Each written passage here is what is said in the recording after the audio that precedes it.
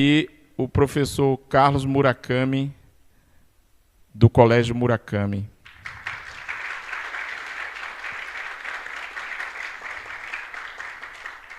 Estamos aqui com a Aline,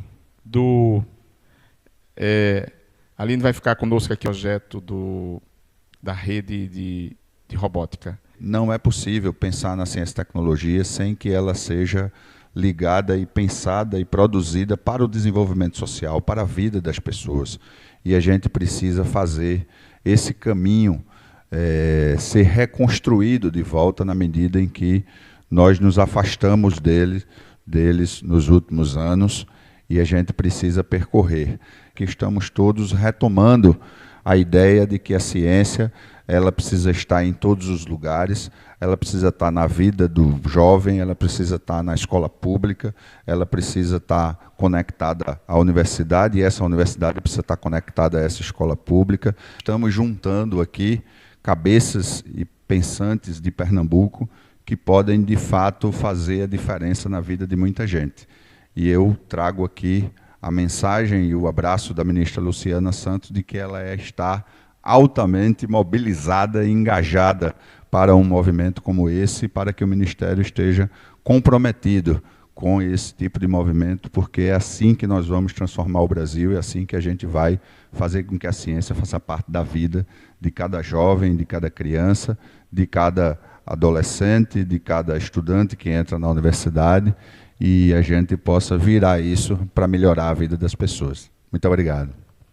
Temos a Conferência Livre numa temática tão importante e temos também a assinatura de um convênio que faz parte, de um projeto que faz parte de um edital FACEP, que eu tenho certeza que vai ter muito sucesso. Também é uma satisfação ver a diversidade do público aqui presente, desde estudantes, professores, pesquisadores. Isso é muito importante na construção dessas conferências que estão acontecendo no Brasil, que é uma fase preparatória para a Conferência Nacional de Ciência e Tecnologia.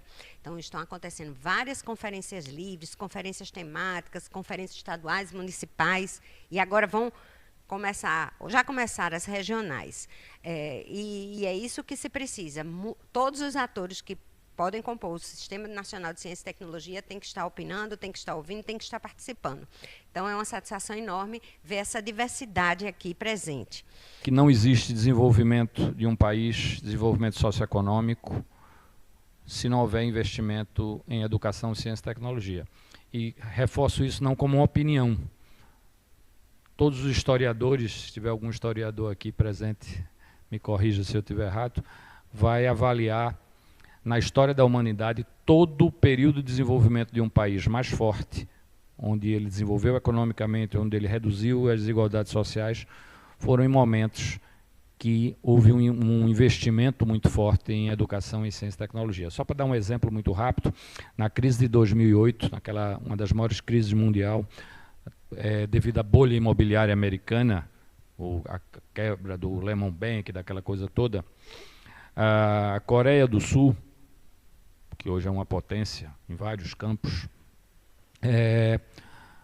ela fez todo o movimento que os economistas recomendam numa crise de cortes, de acomodações, de diminuição de despesa, mas só em 2 setores eles não diminuíram, ao contrário, aumentaram o investimento em educação, em ciência e tecnologia. E a pergunta era, como é que vocês estão numa crise, como é que vocês estão aí cortando tudo, e em educação, em ciência e tecnologia, vocês estão aumentando, no lugar de cortar, vocês estão aumentando.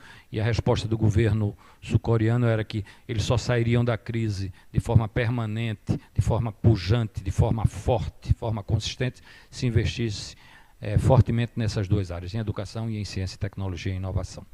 Então, e não deu errado, né? Hoje, Coreia do Sul é uma das potências no mundo, não só nessa área de ciência e tecnologia, mas em vários campos.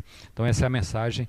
Então, eventos como esse reforçam a necessidade, em todos os níveis, federal, estadual e municipal, de investimentos na área de educação, ciência e tecnologia.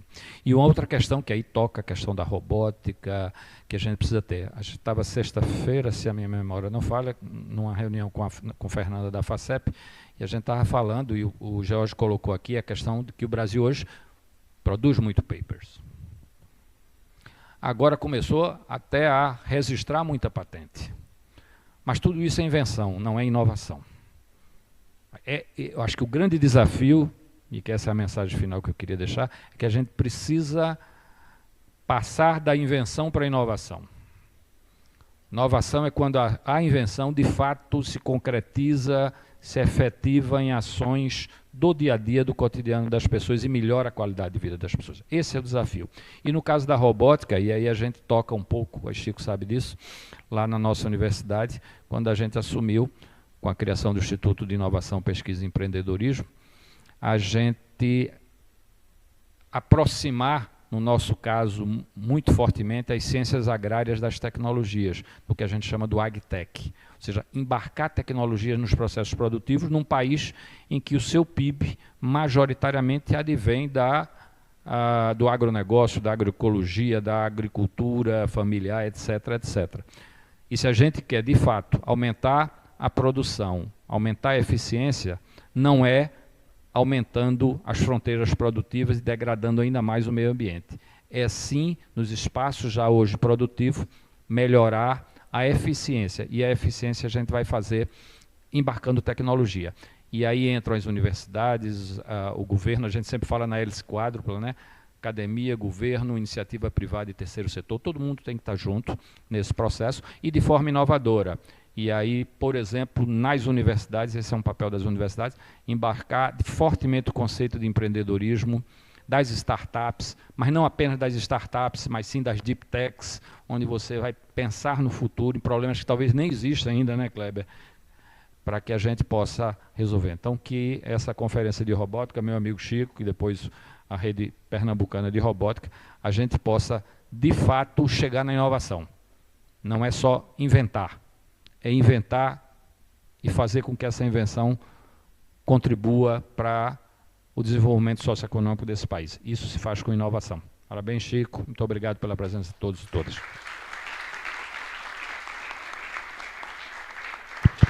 Obrigado ao magnífico reitor Marcelo. Só reforçando, é o proponente dessa conferência. No Brasil, várias instituições propõem, a Universidade Federal Rural de Pernambuco propôs essa conferência livre, que vai para a Conferência Nacional, como Marcelo, como Jorge Braga falou. As opiniões que vocês derem aqui, as propostas que vocês derem aqui, a gente vai levar para a Conferência Nacional, que vai formar o plano decenal de 10 anos, talvez de 2025 para 2035, em Ciência, Tecnologia e Inovação do Brasil. Então, vocês são muito importantes por estarem aqui, viu? Obrigado.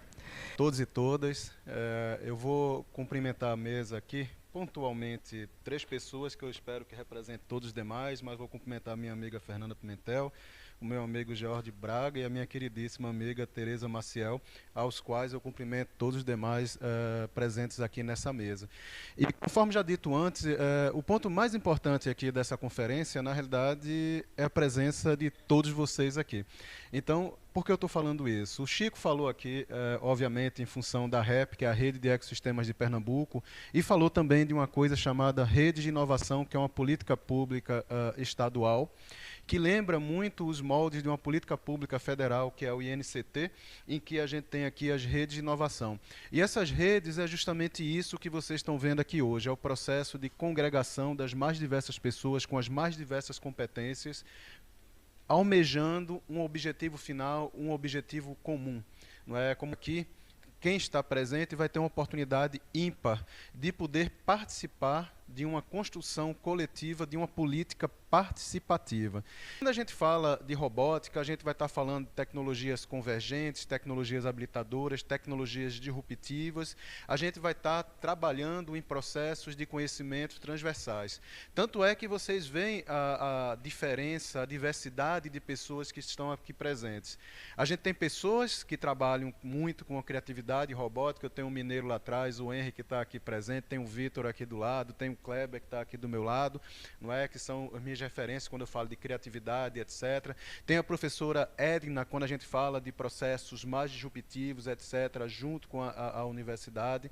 Mas o que é que acontece? A gente tem, para que tudo isso funcione, para que isso, de fato, possa chegar próximo àquilo que foi desenvolvido lá na Coreia do Sul, ou na China, ou Estados Unidos, ou Europa. A gente precisa justamente disso, de uma política de Estado que seja forte, tá? No cenário nacional, no cenário estadual, mas no cenário municipal.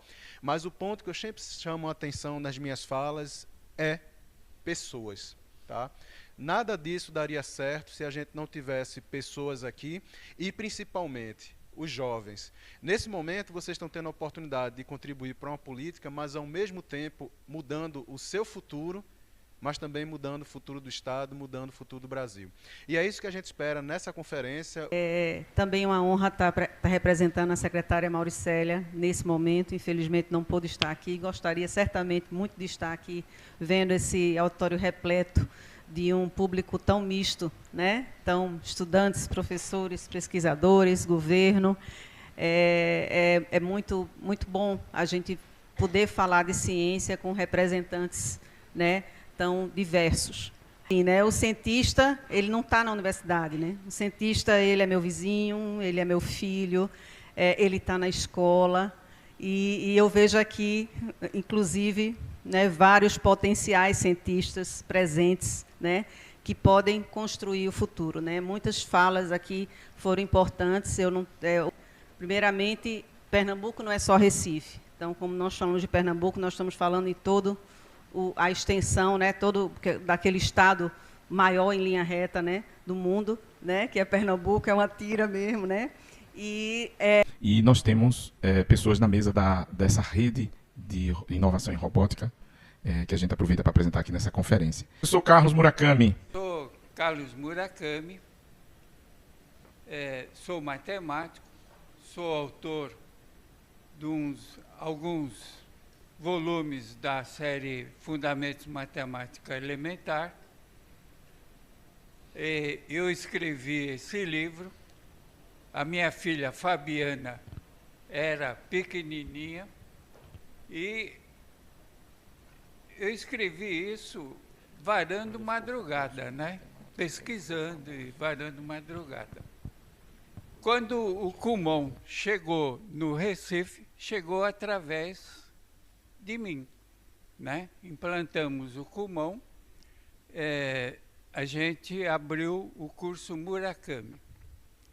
Qual é o forte do curso Murakami? É a matemática e é o português. Por que a matemática e o português? Porque se o indivíduo não tem a noção do vocabulário, não consegue entender o que está sendo escrito. Então, o português, a língua pátria, é importante. E a matemática, né? A matemática é importante porque ela está presente em todos os cursos. Em todos os cursos, sem exceção, né?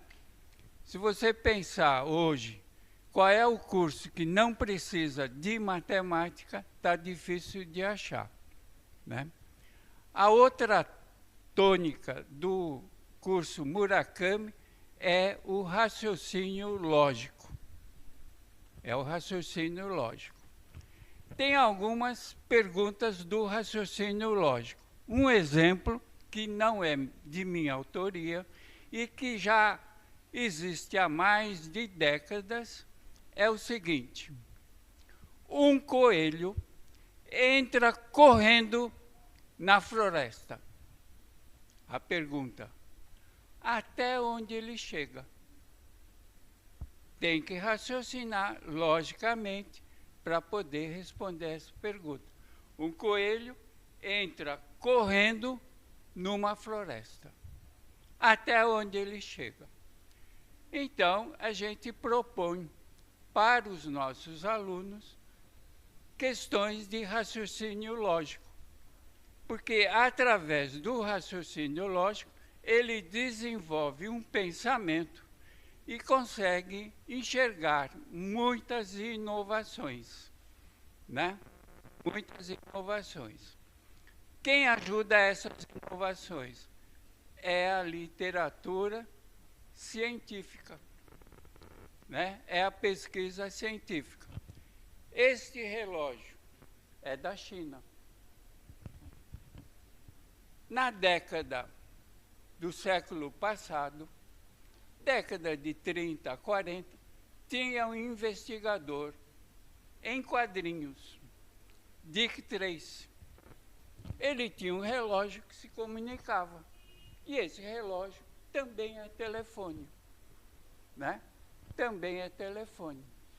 É um monte de coisas. Por exemplo, o indivíduo precisa fazer medição de glicemia. Como é que faz medição de glicemia? Fura, tira uma gotinha de sangue, bota no aparelho e faz a leitura. É claro que furar tem o significado da dor, né? Esse relógio mede glicemia. Aperta, mede glicemia, mede pressão, mede temperatura, mede batimentos cardíacos. Se você faz alguma prática esportiva, ele mede quanto você consumiu de caloria, né? Então, o que é importante é que o indivíduo desenvolva o raciocínio lógico. E, através desse raciocínio, ele consegue perceber como é que ele pode resolver uma série de problemas que não são só da matemática, né? E outra coisa, é preciso observação, né? Tem um fato, tem um acontecimento, ele observa e consegue traçar alguns paralelos. Antigamente, se injetava vacina picando, ainda hoje é picando. Mas um acidente nos Estados Unidos, o indivíduo percebeu que uma pessoa que estava deitada debaixo do carro tinha uma bolha de óleo aqui dentro, na pele. Ué, que história é essa? Como é que uma bolha de óleo entrou na pele? Aí ele percebeu que um jato conseguia colocar. Aí se construiu um revólver de injeção de vacina. Então, o raciocínio lógico e a observação levam indivíduos a criar coisas, né? E aquela pergunta do coelho fica para pensarem. É isso. Será? O pessoal vai ficar em agonia, hein? Então, vejam. Não, pode dar a resposta. Pode dar a resposta. Se ele entra correndo,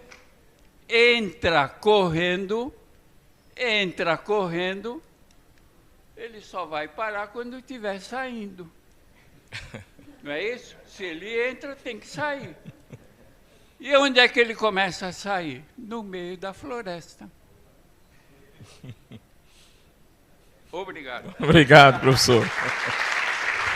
Eu sou o professor Clênio Vanderlei, da Escola Técnica Central Barreiros. Mas se for para levar ao sucesso os nossos alunos e alunas, nós assinamos qualquer termo, nós estamos entrando em qualquer empreendimento, porque é por eles e para eles, né, que nós estamos aqui enquanto escola pública. E feliz porque a universidade pública, né, está conseguindo também entrar no chão da escola.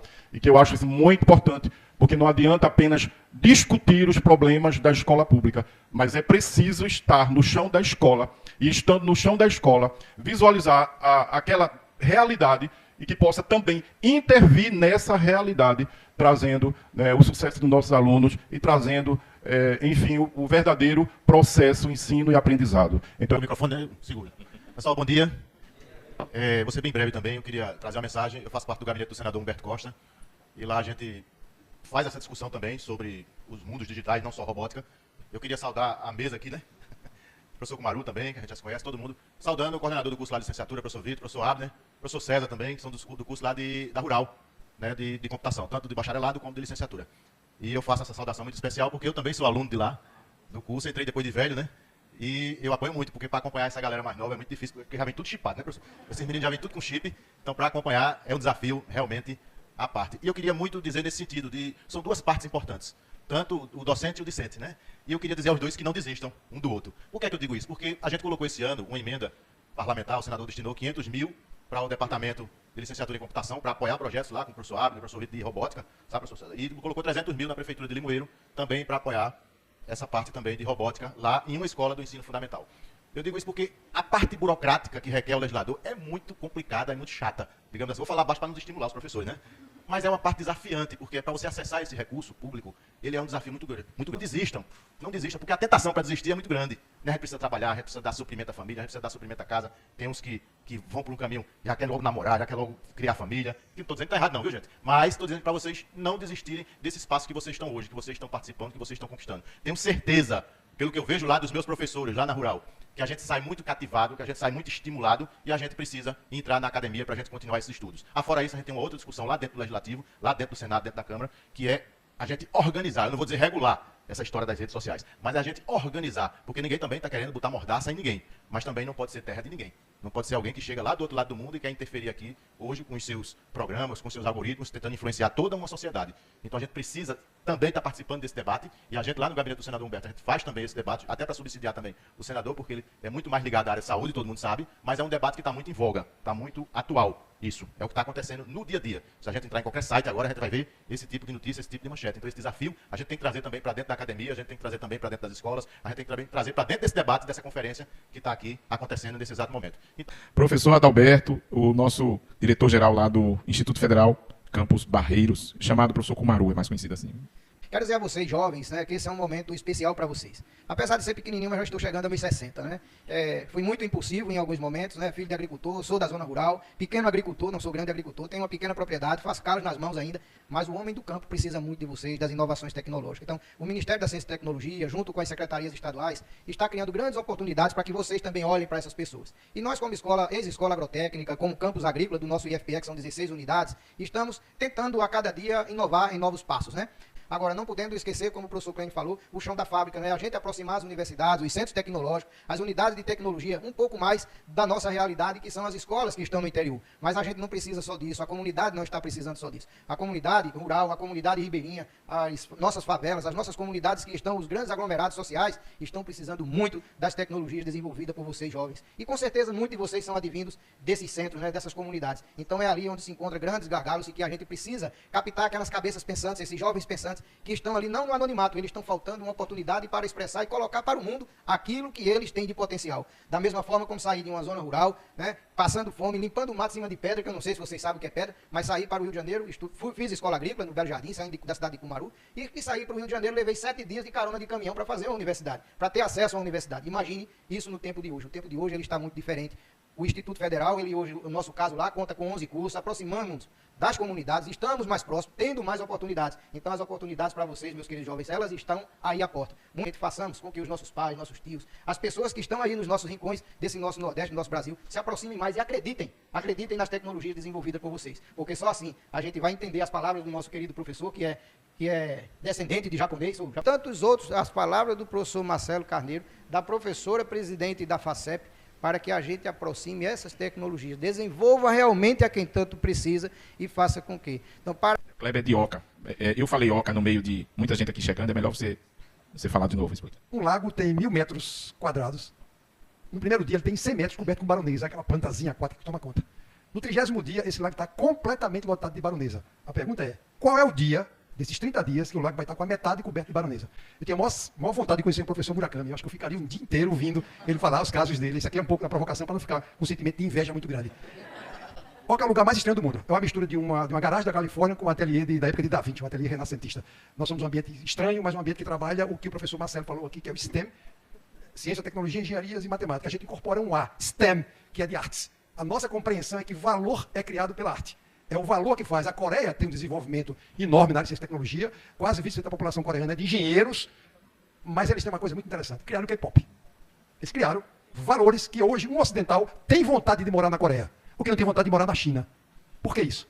Eles criaram um imaginário de que é um local que atrai talentos. Isso acontece com a Califórnia. Todo mundo, o mundo inteiro, quer ir trabalhar no Vale do Silício. Inclusive quem está aqui no Ponto Digital. Eu tenho startups aqui no Ponto Digital, estou envolvido com jovens, o desejo é trabalhar na Google, na Apple, no Vale do Silício. O que é isso? O imaginário. Criou-se um imaginário. De onde vem isso? Vem pelo estilo de vida. O conceito da quadra na forma acadêmica é a junção de universidade, institutos privados, como é o nosso caso em Oca, com a sociedade, com as empresas, e isso de maneira equalizada faz a sociedade se desenvolver. Ela avança se você tiver uma hélice ajustada, uma hélice que caminha de maneira uniforme. Quando você tem excesso de investimento numa área e total carência em outra, você não desenvolve, então ele vai ficar torto. E aí Vitória mostrou para a Bernarda exatamente porque é que, quando ela dava um furo numa tampinha de refrigerante, que o furo não era no centro, era de lado, aquilo ficava troncho e caía. A gente quer contribuir de maneira criativa para que a gente consiga sair de alguns paradigmas que o Brasil vive.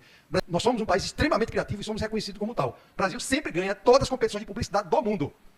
De vez em quando a Inglaterra ganha alguma coisa, mas o Brasil disputa, então somos um país criativo. Então se a gente consegue levar para, a partir de Bernardo com 4 anos, até Gustavo, que participou ativamente da competição mundial de robô na Rússia, ambos estão ligados à OCA, se a gente consegue gerar esse interesse genuíno, o mais cedo possível, que é como o Murakami faz, a gente vai conseguir construir um enorme país. E vamos tirar pessoas da linha de pobreza, vamos tirar pessoas dos recantos perdidos por aí, como o nosso reitor ali se referiu a ele, como eu também. Minha primeira profissão foi cortando capim para vaca, e tirando leite, e tirando estrumo, espalhando no sítio no interior da Paraíba, chamado Guarabira. Então a gente consegue fazer, se o esforço for muito grande e houver um apoio mínimo, o brasileiro é extremamente criativo. A gente vai muito longe e o mundo olha para a gente com muito interesse e com muita atenção.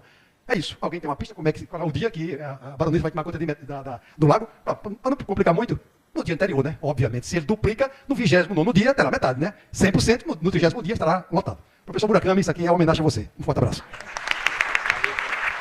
Obrigado, Cleber. Bom, agora nós vamos fazer o seguinte.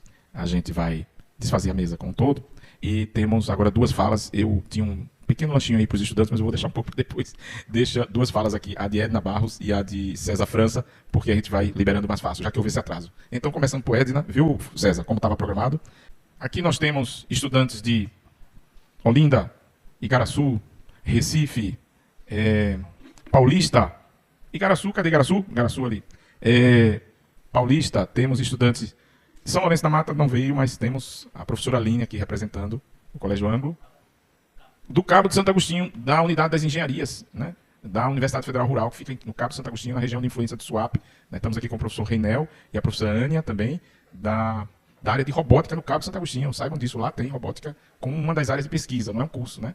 Robótica ainda não é uma área acadêmica da universidade, então vocês não conseguem fazer um curso de nível superior de robótica. Mas há muitos anos, há algumas décadas, computação também não era, porque era uma coisa muito nova.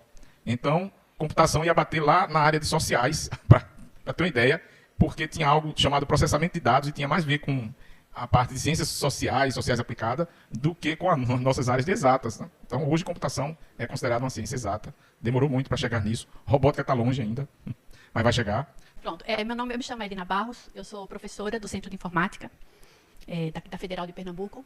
E eu vou falar um pouquinho sobre essa experiência que a gente teve de robótica. Um grupo chamado Robocinho, não sei se vocês já ouviram falar, né? Mas qual foi a ideia? Pronto. Como é que é o histórico, né?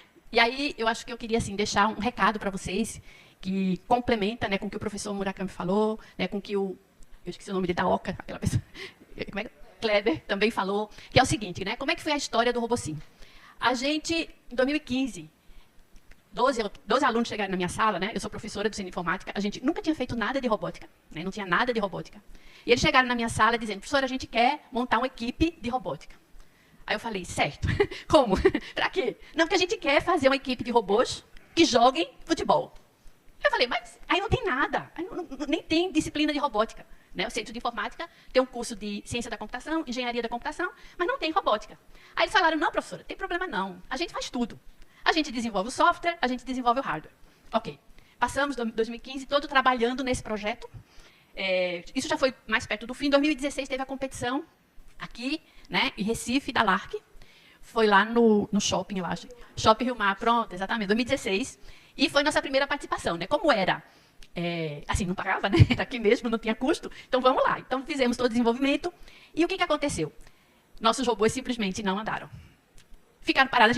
O primeiro jogo a gente ganhou, mas quase foi de WO, porque o outro time também ficou parado. E depois nosso robô simplesmente não andou. Né? O projeto da comunicação estava ruim, não funcionou. E aí eu pensei, não, eu acho que os meninos vão desistir. Porque foi um ano duro, né? Trabalharam muito, desenvolvendo o robô, desenvolvendo o software, e chegar lá e não deu nada certo. Aí eles falaram, eu falei, pessoal, não fica triste, não. A gente, né, imaginando que eles iam desistir. Aí eles chegaram e falaram, não, professora, a gente jogou muito bem. Eu falei, mas a gente jogou tão pouco. Mas o pouco que a gente jogou estava bom. A gente vai melhorar o projeto. A gente vai trabalhar mais para ter outro robô. E aí, em 2017, 2018, né, a gente ficou entre as 3 melhores categorias dessa categoria VSS, que é o robô pequenininho. Então, assim, a primeira coisa, né, que eu acho que alguém já falou aqui, não desistam. não desistam. A gente, no começo, perde, pode não dar certo, mas não desistam. E outra coisa que o professor falou, que é muito importante. Observe o que você está errando. Aprenda com o erro. Aprenda com o erro. Onde você está errando? O que você pode fazer melhor? E aí, né, os meninos, depois que passou em 2017 e 2018, decidiram fazer um outro robô. Porque aquele que a gente tinha feito não dava certo. A comunicação não estava funcionando. Então, vamos ver onde é que está errado e vamos melhorar. Certo? Aí, eles, 2018 também, né, a gente decidiu participar de novas categorias, porque é outra coisa que eu queria deixar para vocês. Procurem sempre melhorar. O desafio é esse. Vamos chegar lá. Agora, não vou ficar parado, não. Vamos procurar melhorar. Vamos procurar outros desafios. E aí foi quando a gente decidiu, né, os alunos decidiram participar dessas novas categorias, que é o SSL, Simulação 2D e at-home. E por que isso, né? Porque eles falaram, professora, a gente quer participar da competição internacional. E aquele robô primeiro que a gente fez, não tem competição internacional. Competição internacional é o robô maior. E a gente quer participar da competição internacional, porque a gente quer ser uma equipe de referência internacional. Eles falaram para mim, não fui eu que falei para eles. Então, a primeira coisa, tem que ter um objetivo, tem que ter um sonho e correr atrás dele. Né? Então, em 2019, a gente participa da RoboCup, que é a competição internacional. Fomos qualificados, depois de muita insistência, era um outro robô. Chegamos lá, a gente nunca tinha, jogamos pela primeira vez, porque aí nem tinha campo, né? O tamanho do campo lá da competição a gente não tinha aqui em Recife. Então, foi a primeira vez que a gente jogou num campo de SSL, que é o robô maior. E a gente, né, perdemos alguns jogos, ganhamos outros, mas a gente observou que alguns times jogavam muito no ataque. E a defesa, às vezes, né, assim, eles não se preocupavam muito, às vezes, assim, iam muito atacando. E aí a gente conseguiu, né, em 2019, lá na RoboCup, a gente ficar participamos e ficamos entre as 4 melhores. Né? Uma surpresa para a gente, porque observamos muito o jogo, né? Observando muito. E em 2021, a gente consegue, então, ser a melhor equipe da América Latina, em várias categorias. Né? Ganhamos também na RoboCup, né? Do desafio técnico. Isso aqui foi por causa da pandemia, né? 2020 não teve RoboCup por causa da pandemia. 2021 foi só simulação. Então, a equipe, durante a pandemia, teve que se reunir, a gente se reuniu, aprender de novo, porque o que a gente fazia no robô físico, a gente teve que agora fazer na simulação, e conseguimos, né, esse resultado. Então, 2022, né, vem o ano da console. A gente consegue ser campeão mundial nessa categoria, né, de 6 robôs contra 6 robôs. Aqui está parte da equipe que foi, né? Rian está aí, né? Exatamente. E a gente consegue ser campeão também na competição latino-americana, certo? Hoje a gente tem uma equipe com mais de 60 membros, né? E também a gente começou um projeto de pesquisa em desenvolvimento de software, né, com um grupo lá do SIM. Né? Então, tem alunos do RoboSim que participam agora de um projeto de pesquisa. Para que projeto de pesquisa? Né? Para melhorar o que a gente faz. Porque são professores, são alunos de pós-graduação que pesquisam formas de desenvolver um software mais eficiente, né? Porque é um software que tem que ter muita comunicação, muita coisa, então, desenvolver de forma mais eficiente, certo? Aqui está o resultado de 2023, do ano passado, né? Então, veja que a gente foi bicampeão na SSL, né? Fomos também campeões em algumas modalidades na latino-americano, e aí começamos outro desafio, que foi drone. Drone, se já era difícil o robô no chão, imagine o robô voando. Né? E drone foi uma história parecida. A gente, primeira vez que participou, nosso drone não saiu do chão. Nosso drone, compartilhar conhecimento. Isso é outra coisa importante. Não dá para o conhecimento ficar numa pessoa só da equipe. Então, assim, o que eu queria mostrar para vocês, o que eu queria deixar aqui, é que, primeiro, não desistam. Segundo, tenham um sonho de longo prazo. Não sonho de curto prazo, mas sonho de longo prazo. E, para as equipes, sempre formem liderança. Sempre formem quem vai suceder você na sua equipe. Então, eu acho que isso é uma coisa que a gente tem aprendido e que eu acho que isso dá certo. Né? E o que eu acho que deveria ser, em termos agora do Brasil? Né? Eu acho que formação é muito importante. Então, tem um programa de formação. Eu acho que esse programa agora, né, essa rede pernambucana de robótica, ela deveria incluir, né, minha sugestão que eu vou dar para Chico, um programa de formação de recursos humanos ou de talentos em robótica. Porque não é só pegar o Arduino e colocar o Arduino o robô com o Arduino para se mexer. Não, você tem que entender a matemática que está por trás. Para ele chegar no canto com determinada velocidade, você tem que entender como fazer aquilo. É uma de formação. Se a gente quer que daqui a algum tempo a gente tenha professores que possam ensinar robótica, pessoas que possam ensinar robótica, a gente primeiro tem que ter formação de recurso humano. Então, minha sugestão é que a gente tenha um programa de formação de recurso humano que dê bolsa para aluno. O RoboSim, todo mundo é voluntário. Como é que eu consigo manter os alunos incentivados assim? Porque tem as competições. O incentivo dele é querer aprender. Mas, às vezes, precisa de ter uma bolsa. Então, Eu acho que esse programa tem que ter bolsa para aluno e tem que ter uma infraestrutura mínima para cada instituição. Aluno do ensino básico, né? Ele tem que aprender matemática, ele tem que aprender português, raciocínio lógico, né? Ele tem que desenvolver isso. César França, que é o head de conhecimento do César School, do César de uma forma geral. O César é um centro de inovação. Hoje a gente reconhece o César como o centro de inovação mais completo do país, porque atua em todas as etapas de um processo de inovação, inclusive com formação no nosso braço educacional, que é a César School. A César School hoje tem cursos de graduação em ciência da computação e em design, cursos de mestrado profissional em computação e em design, e curso de doutorado em ciência da computação. Ainda não temos doutorado em design, mas estamos perseguindo aí para, quem sabe, no futuro abrir, né?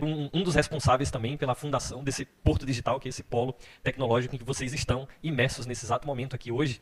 Aqui no Porto Digital existem 415 empresas, de acordo com o último número aí que o Núcleo de Gestão publicou no ano passado, nesse ano agora, né? Mais de 17 mil profissionais trabalhando aqui na área de tecnologia e economia criativa. Então, naquele momento ali, a gente já via uma convergência muito grande da robótica com a inteligência artificial. Então, para quem acha que a inteligência artificial é coisa desse ano ou do ano passado, né, não é. A inteligência artificial é uma coisa de 70 anos de idade, né, mas que, obviamente, sofreu muitas evoluções muito significativas nos anos mais recentes. Né, mas naquele momento ali, a gente já via a robótica se fundindo à inteligência artificial e nascendo os primeiros robôs autônomos. Né, robôs em que, ao invés de programar, a gente podia ensinar, a gente podia treinar os robôs. Ele deixa de ser um autômato para ser um autônomo, né? E aprender, observar o contexto e se adaptar aos diferentes contextos. E hoje a gente está vendo essas novas tecnologias de inteligência artificial. Eu não sei quantos de vocês já tiveram ali a curiosidade de mexer no ChatGPT, no Gemini do Google, né? E ver como essas tecnologias simulam, de maneira muito interessante, conversas com seres humanos, né? A gente está entendendo que essa tecnologia que está chegando agora vai ser outro game changing. Vai ser outra tecnologia que vai mudar completamente o jogo. Essas tecnologias do ChatGPT e do Gemini do Google aí, elas mudam o jogo porque elas criam principalmente uma nova forma, elas permitem uma nova forma de interação do ser humano com a máquina. Imaginem quando a Alexa, vocês já viram como é que a Alexa funciona? Já viram a Alexa? Né? Imagina como a Alexa começar a pensar e a funcionar da mesma forma que o ChatGPT. A Alexa hoje funciona sobre um conjunto de programação de comandos como os computadores funcionavam na década de 80, sendo que lá era texto, né? A Alexa é mais legal porque é voz. Ela tem uma inteligência bem maior porque ela reconhece a nossa voz. Mas ainda assim ela é orientada a comandos. Alexa, liga a minha TV. Alexa, acende a luz. Não é assim? Imaginem. E aí tem comando que ela não entende ainda. Imaginem quando vocês chegarem algum dia para poder dizer, poxa Alexa, eu estou sentindo um pouco de calor. O que é que tu pode fazer por mim? E ela dizer, o que é que tu acha de eu abrir a tua janela? Né? O negócio vai ficar bem mais natural. Né? Então, a educação, a formação ética e responsável dos profissionais dessa área, por enquanto é a melhor alternativa que a gente tem. Né? Que são as questões de mudanças estruturais mesmo, que a gente vai passar na nossa sociedade. As mudanças culturais, que a gente precisa prestar muita atenção também, e as mudanças econômicas, né? Que basicamente permeiam aí todo o nosso tecido social, são coisas que a gente precisa ficar muito atento, né? Para buscar como profissionais aí tomar as melhores decisões. Outro ponto fundamental é a sustentabilidade. E esse ponto é um ponto que eu vejo pouca gente falando. Né? Se a gente continuar produzindo máquinas e mais máquinas e mais máquinas com os materiais que elas têm hoje, onde é que a gente vai parar? O nosso meio ambiente tem limite. Como pesquisadores, como cientistas, como interessados nesse universo da robótica, a gente poderia estar discutindo, por exemplo, novos materiais, novos componentes, novos processos de reciclagem ou reaproveitamento de materiais, né? Coisas que hoje não estão bem resolvidas. A questão da formação do capital humano. Hoje, a gente ainda tem uma oportunidade pelo fato do Brasil ser muito criativo e de a gente ter muitos problemas, e problemas complexos, que permitem a gente criar aplicações e soluções através da robótica que outros países não conseguem fazer. A tecnologia precisa avançar para que a nossa vida como ser humano fique melhor. O problema, e aí pegando o exemplo do coelho que entra na mata do professor Murakami, é que se a gente passar do meio da mata, a gente já não está mais melhorando a nossa vida, a gente já começa a piorar. Certo? Então a gente precisa pensar na tecnologia e pensar sempre como a tecnologia, como ferramenta, vai servir para ajudar a melhorar a vida das pessoas. Mas eu acho que uma das maiores responsabilidades dessa rede é olhar para a robótica, de fato, de maneira inovadora. Certo? Como é que a gente traz discussões que são relevantes, como é que a gente traz pontos que são oportunidades, grandes oportunidades, para Pernambuco se destacar nesse universo da robótica, certo? Sem fazer, obviamente, mais do mesmo que o mundo inteiro está fazendo. A gente tem capacidade, a gente tem competência para fazer algo mais legal, algo mais impactante, algo mais inovador, certo? E é por isso que, enfim, a gente está muito feliz aí em fazer parte dessa rede junto com tantas mentes brilhantes, né, que se uniram em torno do projeto aí sob a liderança do professor Francisco. Você acha que tem alguma chance de, tipo, chegar alguma autoridade assim e, tipo, acabar diminuindo esse processo? Porque, querendo ou não, tem muita gente que tem medo dessa evolução, né? Até por conta dos empregos, né? Às vezes, algumas pessoas têm medo de que aquilo vá piorar, né? Eu sei que toda evolução, ela precisa, mas às vezes precisa dar um tempo, assim, para as coisas irem fluindo devagar, porque o ser humano, ele é muito ali, naquele eu quero aquilo, eu vou lá. Então, você acha que tem alguma chance de, tipo, chegar, sei lá, um monte de autoridades, assim, falar assim, vamos dar um tempo, vamos devagar? Veja, isso, olhando, respondendo aqui da perspectiva onde eu estou hoje, certo? Que hoje eu trabalho no César, que é um instituto que lida diretamente com a indústria, com o mercado, com o poder econômico, né? E do ponto de vista do poder econômico, é muito pouco provável que isso aconteça em todos os lugares do mundo ao mesmo tempo, certo? E o que é que acontece, e já aconteceu algumas vezes, por exemplo, quando um site sai do ar no Brasil. No outro dia, ele volta para o ar em um país diferente do mundo, certo? É muito pouco provável que a gente vá ver qualquer coisa desse tipo acontecer hoje em dia. Pode acontecer? Pode. Tem países em que as regras são muito mais estreitas, são muito mais controladoras, são muito mais autoritárias, eu diria, do que o que a gente vê por aqui pelo Brasil, né? Mas, realmente, isso não é um ponto que eu vejo como preocupação para os próximos 10 anos. A gente precisa, sim, debater como sociedade, como se proteger, como cuidar, como permitir o avanço tecnológico de uma maneira responsável. Uma coisa que hoje me incomoda, por exemplo, é o fato do ChatGPT, do Gemini, do Cloud e do Meta AI serem as 4 únicas alternativas que a gente tem desse tipo de tecnologia generativa LLM em larga escala, e as 4 estarem concentradas na mão de 4 empresas de capital, né, privado, e que a gente não sabe transparentemente qual é o propósito real do que elas fazem, né? O computador ia pegar um viés que não era esse digital. Essa palavra digital ficou na nossa cabeça. A gente acha que até Deus fez o universo digital. Não era bem assim. Inclusive o computador talvez pegasse o viés do computador analógico. Ele era mais rápido. Você lembra desse momento? O computador analógico trabalhava com operacionais. Portas amplificadores operacionais. Que ele era mais rápido e tudo mais. E alguns fizeram computadores analógicos. Mas por algum motivo, o digital ficou um pouquinho mais exato, né? Dava menos trabalho nisso. E a gente pegou o digital. E hoje só é para digital, não tem para ninguém. O custo... Exatamente, do tamanho, os chips também ajudaram nisso. Então, assim, é só para vocês saberem o seguinte: isso que a gente discute aqui pode ter, no futuro, um destino um pouquinho diferente. Mas se a gente não pensar aqui, a gente vai estar muito mais distante desse futuro. Então, se vocês quiserem aqui dar uma sugestão que vocês acham, para alguns, boba, são exatamente essas as que mais pegam. São exatamente essas as que mais influenciam a humanidade. Então, nada aqui é bobo. Tem gente pensando, como o César falou, tem muita cabeça aí pensando. Então, isso é que é importante. E ele falou uma outra coisa aqui. Ele falou na inteligência coletiva dos robôs. Isso está chegando. Está chegando e hoje já tem uns com o nome de robôs colaborativos, né? Eles trabalham junto com o ser humano, não machucam o ser humano, em princípio, e eles são colaborativos nesse sentido, mas eles podem colaborar também entre si. Então, depois você não tem uma inteligência de uma máquina ali naquele lugar, mas você tem inteligência espalhada. E nós, seres humanos, evoluímos com esse tipo de inteligência hoje, não no passado distante. Era assim, o sábio era o sábio e quase ninguém sabia muita coisa. Hoje a gente usa um pouco de inteligência coletiva, e há quem diga que há várias formas de se ver inteligência. Inclusive, a gente que se acha muito inteligente, quem pensa desse jeito, que há várias formas. A gente evolui muito em cima de uma inteligência coletiva. Ela chega rapidamente, muda a nossa forma de pensar e a gente já parte para outra e pegando coisas de muita gente. Então essa conexão é importante. E quem ficar muito fora dessas conexões pode ficar muito isolado. E é por isso que a gente está juntos aqui. Existe um termo que a gente usa para essa preocupação, que é o paradoxo do exterminador, certo? Que é quando a gente imagina que uma nova tecnologia vai chegar e vai eliminar empregos e a gente vai entrar em uma crise por conta disso. A história tem demonstrado que não é exatamente assim que o negócio acontece. Ao mesmo tempo em que alguns empregos se tornam obsoletos, outros empregos surgem, certo? Então, hoje em dia, por exemplo, a gente está vendo, eu não estou dizendo que é correto ou não, mas a gente está vendo muita gente trabalhando como influencer, digital influencer, certo? É uma profissão que há 10 anos atrás não existia. Operadores de drones, programadores de robôs, certo? São profissões que hoje existem, que há alguns anos atrás não existiam. Tá? Então, ao mesmo tempo em que algumas profissões deixam de fazer sentido, outras novas profissões surgem. Tem até um dado, eu acho que é de uma pesquisa feita pela Universidade de Oxford, eu não me lembro exatamente de que ano era, mas que estimava que 60% das crianças que estavam entrando no ensino básico no ano 2015, mais ou menos, quando terminarem o ciclo inteiro de educação delas, vão trabalhar em profissões que ainda não existem. Certo? Então isso só para a gente entender a velocidade da criação de novas profissões e tudo mais. Agora, o que é diferente dessa vez? Esse momento onde a gente está passando agora é diferente dos momentos anteriores por conta da velocidade. Em momentos anteriores, até que uma determinada função fosse substituída, dava tempo da pessoa se aposentar, né, e outra posição ali diferente no mercado surgisse. Como dessa vez as coisas estão acontecendo muito rapidamente, vários países do mundo estão criando políticas de transposição de profissão. Passado 2023, nós concorremos, eu sou professor pelo Estado do primeiro LabMake, inclusive, do país, né, da Grêmio Metro Norte, onde Lidiane dá todo apoio para nosso trabalho lá. E nós concorrendo através da indicação do professor Francisco, que mandou os editais, publicou os editais, a gente concorreu ao edital 10 de 2023 de incentivo à pesquisa, à ciência e tecnologia. E aí nós ganhamos um recurso de R$5.000 para custeio de materiais. E conseguimos comprar materiais de robótica, de impressão 3D, filamentos e tudo isso. Então, todo ano existe esse edital. Então, é muito importante, né, professor, divulgar isso. E aí, esse edital se estendeu através de uma parceria com o professor Francisco, com a Universidade Rural, com a empresa do São Paulo, Beehive. A gente está formando agora 30 professores na impressão 3D inclusiva.